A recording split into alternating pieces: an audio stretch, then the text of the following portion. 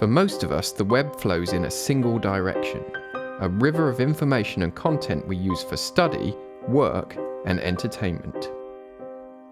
Those of us who have profiles in social media platforms might post status updates, make comments, upload photos, but even so, we'll spend most of our time consuming as visitors rather than producing material. Yet a fundamental and powerful aspect of the web is the capability it gives us to share our thoughts and create networks and communities. So what are the implications then for learners and for the educational establishment when everyone has the opportunity to publish?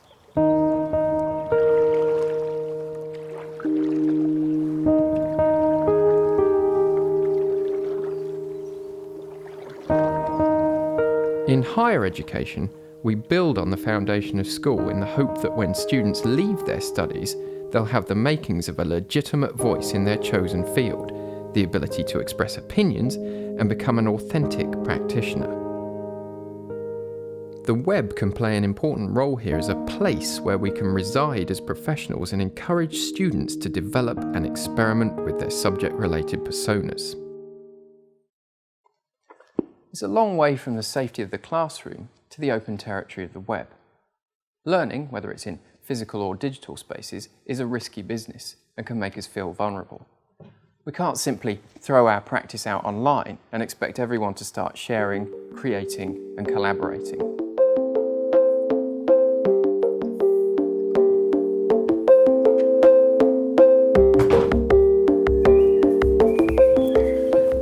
Even if learners feel comfortable being visible online in personal contexts, this doesn't necessarily mean they'll be happy to reveal the thinking behind their intellectual endeavours, especially if this might open them up to criticism or reveal mistakes and failings.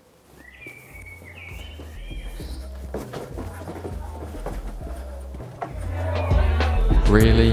This guy again?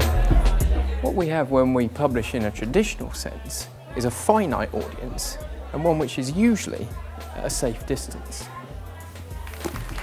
When we publish online, we have a potentially unlimited audience and one which has the opportunity to talk back. If we see the web as a place for completed thoughts, a place for posting finished work, then we might have a problem with this. If we see it as a place for discourse, for moving ideas forwards, then we might fare better.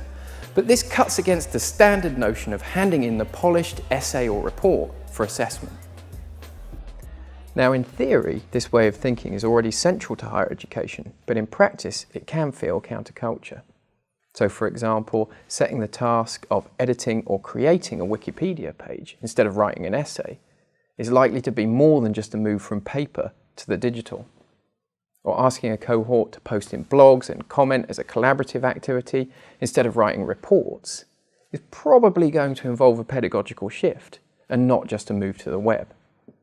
It's these kinds of open practice that are likely to challenge both learners and teachers' perception of the nature of education as a process. Ultimately, the power of open practice is in understanding the value of audience and the potential for discourse within networks and communities. Character forum normally likes dog food, as you'd expect. So anyway, to cut a long story short, the man with the hat says, well, what are you going to do about it?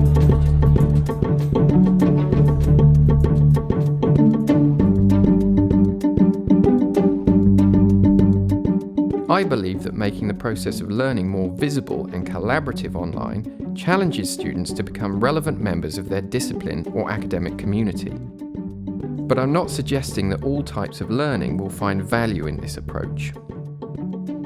Academic stage and subject area will have a bearing on the potential to engage users in resident-style behaviour in an institutional context.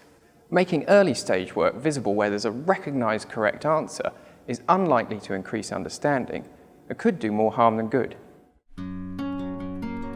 Even so, students are likely to be comfortable discussing this kind of work and other forms of learning in private groups online, but probably not in platforms provided by their institution, as there's always the risk that discussions are being monitored. This sense of being monitored is one of many concerns around new forms of practice online, concerns that include suspicion of both the web's ephemeral nature and its permanence. The value of the web at the resident end of the continuum is heavily influenced by the flow of time. Content, information, it all has an integral half-life which differs depending on its genre. So for example, a tweet might have a half-life of only a few minutes, whereas a blog post is liable to remain current for far longer.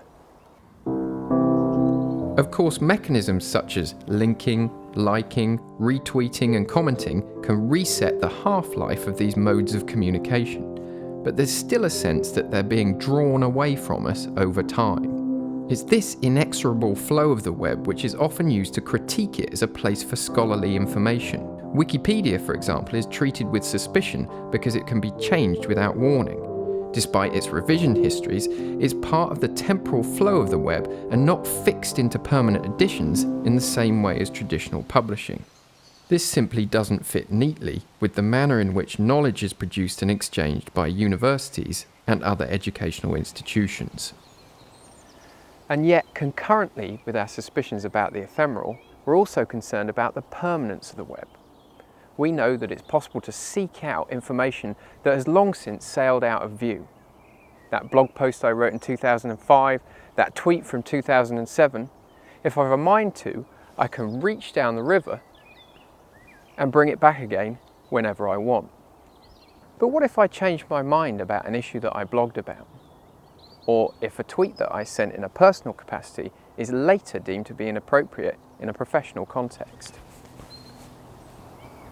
These are real concerns, especially if your main resident persona online is an indistinct mix of personal and professional. The untidy nature of the resident web, where boundaries are blurred, is an inevitable consequence of individuals expressing opinions and publishing work in a communal manner. To swim against the flow and take advantage of the web as more than a tide of incoming information, we need to manage the risks involved in being visible online and accept the fluid character of ever-changing interconnectivity. Educational institutions have a responsibility to facilitate emerging student and staff practice online, to provide safe spaces without attempting to own all learning-related activity. The potential then of the resident end of the visitor and residence continuum is of the web as a space or a place where we can be co-present and enact our learning and evolve our practice. Not unlike the physical spaces we inhabit, the resident web involves identity, reputation and credibility. And it's increasingly relevant as a place where we work, live and learn.